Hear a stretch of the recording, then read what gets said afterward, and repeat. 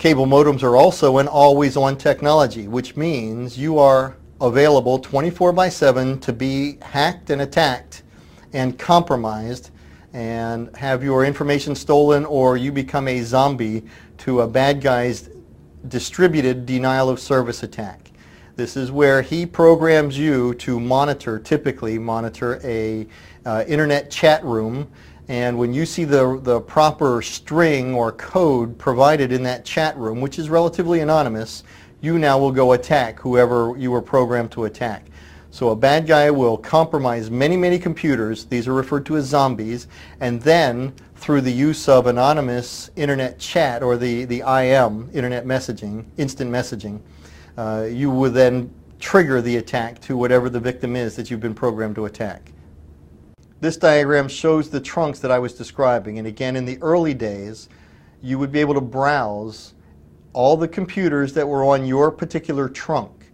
If your neighbor had a SharePoint and wasn't aware of the fact that he had a SharePoint and wasn't aware of security, you could go peruse your neighbor's hard drive and see what was in his checkbook and all the details. Whatever he had on his computer, you had access to it.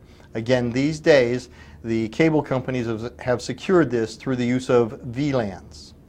The next connection type we're going to look at is similar to wide area networks, but it is a point-to-point technology and communicating with satellites. In other words, I can uplink to a satellite, have the satellite record it, and then distribute it appropriately to the satellite's footprint. That's the area on the ground that the satellite can be seen from. So you would uplink to the satellite to transmit, and then you would downlink to pull information down from the satellite. This of course requires sophisticated antenna systems, amplifiers, transmitters, and receivers. Satellite communications can be used in a hybrid fashion.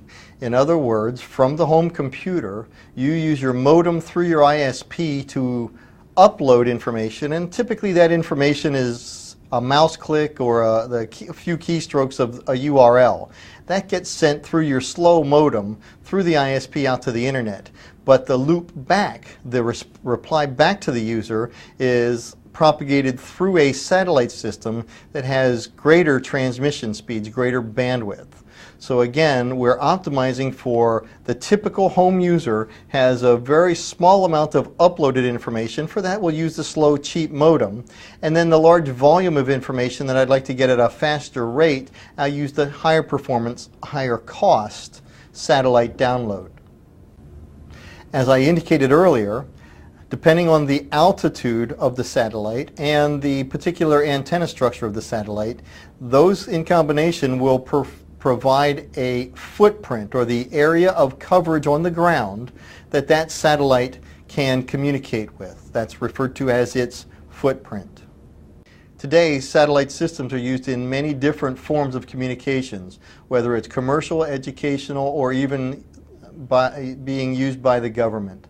So we have many diverse opportunities to provide internet connectivity through the use of satellite communications.